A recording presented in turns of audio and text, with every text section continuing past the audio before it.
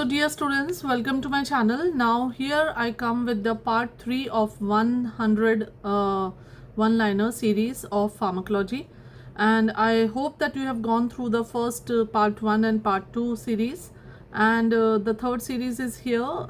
Likewise, I'll be bringing 4th, 5th, 6th, 7th, 8th, 9th and 10th. I hope to do 2 series in a day so that I'm able to finish it in time, and it gives you good time for practice also. So let's start. So starting with the first slide, intradermal injection of histamine results in a triple response. Now triple response is red reaction, which is due to vasodilatation, a wheal which is due to exudation of fluid, and flare which is because of the redness due to axon reflex. So intradermal injection of histamine causes triple response. Tiprolicent is actually an H3 inverse agonist which is used in narcolepsy. Remember this, rat lo isko. Doxepine. Now, doxepine is actually a tricyclic antidepressant, but it also has H1 antihistaminic action. Terfenadine and estimazole were two antihistaminics which resulted in polymorphic ventricular tachycardia, that is Torsades de Pointis, which manifested as a prolonged QT interval, and that is why these drugs were banned. So, terfenadine, estimazole caused Torsades de Pointis. Sumatriptan, we know it is the drug of choice in aborting the acute attack of migraine. It is a 5-HT agonist. Frovatriptan and rizatriptan इसी के congeners हैं. Frovatriptan is longest acting and rizatriptan is fastest acting.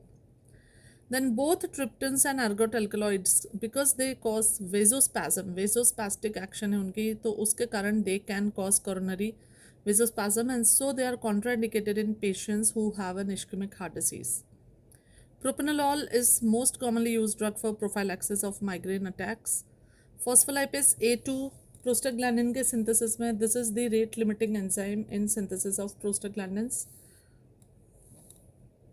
Alprostadil. Now this is a prostaglandin which is used to keep ductus arteriosus patent before surgery, while NSAIDs like aspirin and indomethacin are used for treatment of patent ductus arteriosus. So if you go to my prostaglandin lecture, there I have explained in detail कि जो ductus arteriosus होता है वो fetal life में patent होता है, and at the time of birth the synthesis of prostaglandin stops and this ductus arteriosus closes. Now कुछ बच्चों में जब खुला रहता है तो फिर उनमें वो एस्पिरिन या एंडोमेथासिन देकर आप उसे क्लोज कर सकते हैं, एंड कुछ बच्चों में कुछ और कंजेनिटल डिसऑर्डर्स होते हैं जिसमें you want this ductus arteriosus to be patent, so you keep it patent by giving alprostadil to the child till the surgery takes place. Misoprostol is most specific drug to be used for peptic ulcer due to NSAID use, but actually the drug which is used is proton pump inhibitor. This is the drug of choice for treatment of peptic ulcer induced peptic ulcer due to chronic NSAID use. Then PGF2 alpha, it decreases the intraocular pressure by increasing the uveoscleral flow, and that is why it is used.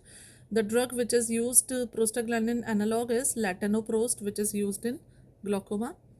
Then lycophenolone is actually a combined COX-LOX inhibitor. So see, normally NSAIDs are just COX inhibitors or other drugs are LOX inhibitors, but here we have this drug lycophenolone which is being investigated for as a disease modifying osteoarthritis, anti-osteoarthritis drug also. Paracetamol is we studied under NSAIDs, and this is actually a drug which inhibits COX-3 in brain, does not act on COX-1 and COX-2.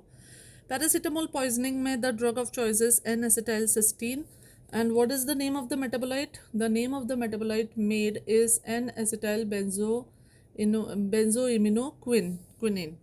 So that is the metabolite N-acetylbenzoaminoquinine, and that उसको जो है N-acetylcysteine जो है उसको conjugate करके और poisoning को कम करता है. Now remember, aspirin is the irreversible inhibitor of COX enzyme. यहाँ पे वर्ड क्या है? इरिवर्सिबल. बाकी सब जो है रिवर्सिबल इनहिबिशन करते हैं, एस्पिरिन इरिवर्सिबल इनहिबिशन करता है. Aspirin is contraindicated in children less than 12 years of age due to increased risk of Reyes syndrome. This is a kind of hepatic encephalopathy that occurs in children. So Reyes syndrome होता है aspirin देने से छोटे बच्चों में. Now एंट्रोहेपेटिक cycling के कारण piroxicam and tenoxicam are longest acting anaesthetics, क्योंकि वो गोल गोल गोल गोल घूम के उनकी एक्शन बढ़ जाती है. Methotrexate is the first choice DMARD. Hydroxychloroquine is a DMARD which is safe in pregnancy. Then tofacitinib is inhibitor of Janus kinase 3 and is approved for severe rheumatoid arthritis refractory to methotrexate. Again, in my lecture on rheumatoid arthritis, I have given this detail that tofacitinib is actually a Janus kinase 3 inhibitor, and it is approved in refractory cases of rheumatoid arthritis. Then abatacept is actually a biological inhibitor, and so this is indicated again for severe refractory rheumatoid arthritis. NSAIDs like indomethacin are the drug of choice for acute gout. In acute gout, remember, in acute gout, don't start with the uricosuric drugs or uric acid synthesis inhibitors. Drugs which decrease the uric acid synthesis are contraindicated in acute gout. Now, whenever you give probenecid or allopurinol, you have to ensure that the patient is also taking plenty of fluids and urinary alkalinizers. So this is given with probenecid to prevent the precipitation of uric acid stones in the kidney tubules. When you give allopurinol, now allopurinol decreases the metabolism of 6-mercaptopurine and azathioprine, so then there are chances of their toxicity, so the dose has to be reduced when you give them with allopurinol. Then lesinurad is a new drug which acts as a uricosuric agent by inhibiting the reabsorption of uric acid through the uric acid transporter. So just like probenecid inhibits the reabsorption, similarly this drug lesinurad is also inhibiting the reabsorption of uric acid from the kidney tubules. Coming to migraine में देखो तो acute severe attack में sumatriptan दिया जाता है, profile access में propranolol दिया जाता है. Abortion less than 7 weeks, what is the drug of choice? Mifepristone plus misoprostol. So mifepristone is an anti progestin, misoprostol is a prostaglandin analog, and together they are going to cause medical termination of pregnancy, that is by giving only the medicines and not doing any DNC. Then postpartum hemorrhage में हमको क्या देना है? Drug of choices oxytocin. Cervical priming के लिए misoprostol is used. NSAID induced peptic ulcer, we have seen proton pump inhibitors given. Open angle glaucoma में latanoprost is given. To maintain patency of ductus arteriosus, alprostadil is given. Treatment में indomethacin is given. Bartter syndrome में indomethacin is given. So treatment of Bartter syndrome is indomethacin. Erectile dysfunction, the drug which is given is sildenafil. It is a phosphodiesterase 5 inhibitor. It basically causes vasodilatation and all the cavernous arteries are filled up with blood, and so it corrects the erectile dysfunction. Rheumatoid arthritis, for pain relief NSAIDs are given. For bridge therapy corticosteroids are given usually in the bridge therapy मतलब acute से लेके chronic में एक cover चलता है NSAID उनका steroids का. DMARD में methotrexate is the drug of choice. Now flushing due to nicotinic acid, अगर niacin जो है which is an anti dyslipidemic drug, it causes flushing, so उस case में the drug treatment is aspirin. Prophylaxis of myocardial infarction and stroke में aspirin is given. It is a low dose aspirin which is given. Acetaminophen poisoning में the drug of choice is N-acetylcysteine. Anaphylactic shock में the drug of choice is adrenaline. Please remember, in cancer chemotherapy induced vomiting, the drug of choice is ondansetron. In cisplatin induced vomiting, that is a cancer anti-cancer drug, early में ondansetron, delayed में aprepitant is given. Aprepitant is NK1 antagonist.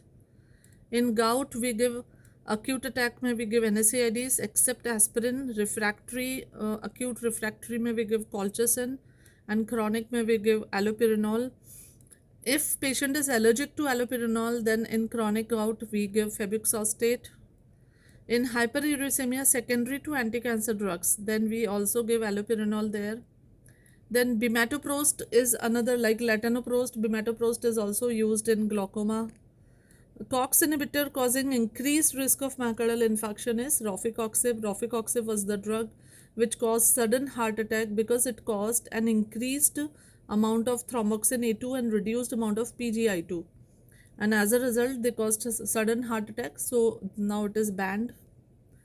Then prostaglandin to prevent the duodenal ulcer is misoprostol.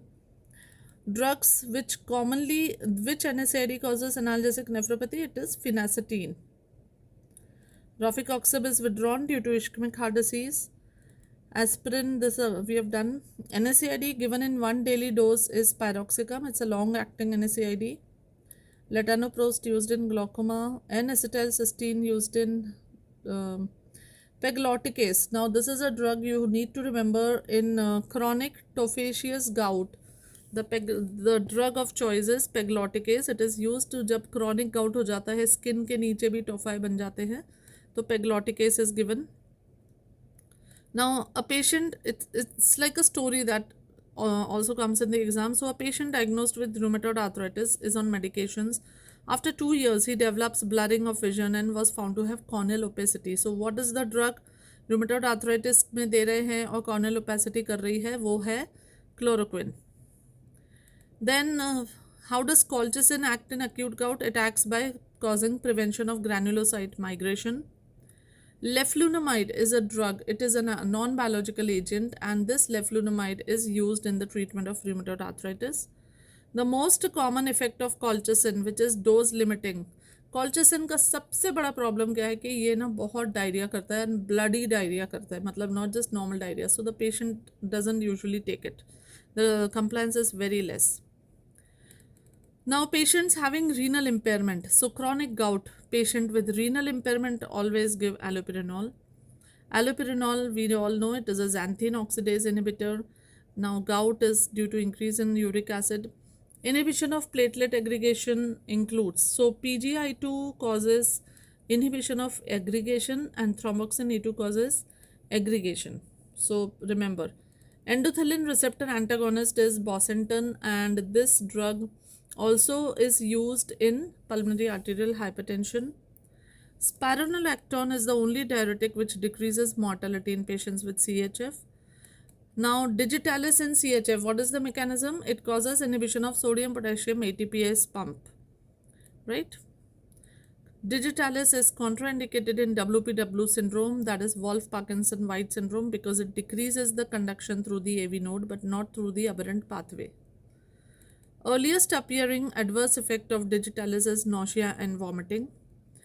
Most common arrhythmia, most characteristic arrhythmia by digitalis toxicity is non-paroxysmal supraventricular tachycardia, and most common is ventricular bigeminy.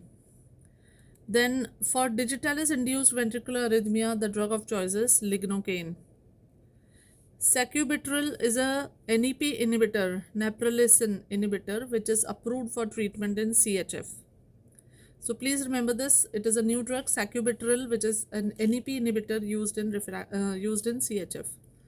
Most widely used beta blocker for CHF is carvedilol, followed by metoprolol and bisoprolol. Beta blockers are absolutely contraindicated in acute decompensated heart failure.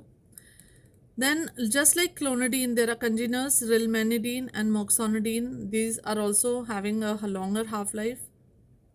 Then mecamylamine is a ganglion blocker. It is used for smoking cessation. Phentolamine and tolazoline. Now these are drugs for hypertensive emergencies in cheese reaction and clonidine withdrawal. Please remember, phentolamine is the drug of choice in cheese reaction and clonidine withdrawal. Minoxidil causes abnormal hair growth, that is hirsutism, and used as a treatment for alopecia in males. Prolonged administration of sodium nitroprusside results in accumulation of cyanide, and this leads to toxicity. Nimodipine, remember, nimodipine is a cerebroselective CCB. It is a CCB, but it is more effective in cerebral conditions, and so it is used in subarachnoid hemorrhage. Please remember this, nimodipine. Nemo goes to brain. Okay, so Nemo goes to brain, and it is a cerebroselective CCB used in subarachnoid hemorrhage. Now clevidipine is an ultra short acting DHP, again recently approved for hypertensive emergency. It's a new drug, clevidipine.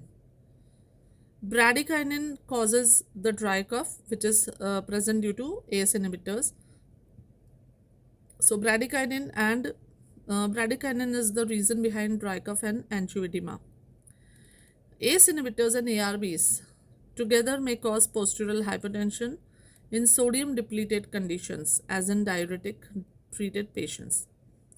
Now, aliskiren, ramikiren, and analkiren, they are oral renin inhibitors. Remember this: aliskiren, ramikiren, and analkiren are old renin inhibitors. All ACE inhibitors are prodrugs except captopril and lisinopril. So prodrug के question में अगर enalapril का नाम आता है, ramipril का नाम आता है, so just tick on them. Yes, they are prodrugs. Beta blockers are not considered first-line antihypertensives by JNC 8 guidelines. The first-line antihypertensives are usually ACE inhibitors or ARBs. Selexipag is a new oral PGI receptor agonist which is indicated in pulmonary arterial hypertension. Just remember the name here, Ratlo, Selexipag.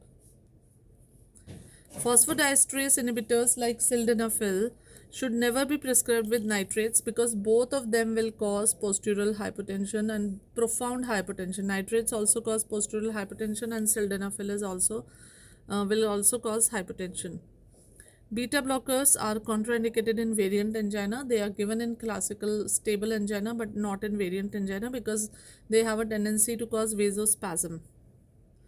Ranolazine has no effect on heart rate or blood pressure. It does not act by the regular mechanisms which are there for CCBs or beta blockers. It is neither a vasospastic or vasodilatory action.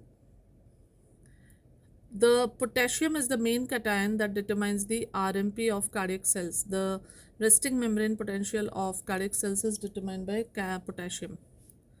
And the class 1 antiarrhythmic agents, they interfere with the activity of sodium ion channels. We know that there are 4 classes of antiarrhythmics, class 1, 2, 3 and 4 that we'll be discussing in the coming MCQs also. So this is the end of the third series and जो भी इसमें मैंने questions डाले हैं एक तरीके से बहुत बेसिक को कवर करते हुए क्वेश्चंस हैं एंड कुछ न्यूअर ड्रग्स भी हमने ली हैं और ये बहुत कॉमनली आस्क्ड क्वेश्चंस भी हैं. अभी टाइम नहीं है कि किसी भी क्वेश्चन में जैसे आपको अगर फार्माकोलॉजी का कॉन्सेप्ट समझ नहीं आ रहा है तो now it is right now इतना टाइम नहीं है कि आप उसके कॉन्सेप्ट को समझें. तो अभी तो बेसिकली आप इनको रट लीजिए एंड धीरे धीरे once this MO exam gets over then I will also start with the series of questions MCQs subject wise topic wise. So topic wise फिर हम उनको करते जाएंगे और उसके पीछे की जो कॉन्सेप्ट है जो फार्माकोलॉजी है मैकेनिज्म है उसको भी समझते हुए जाएंगे.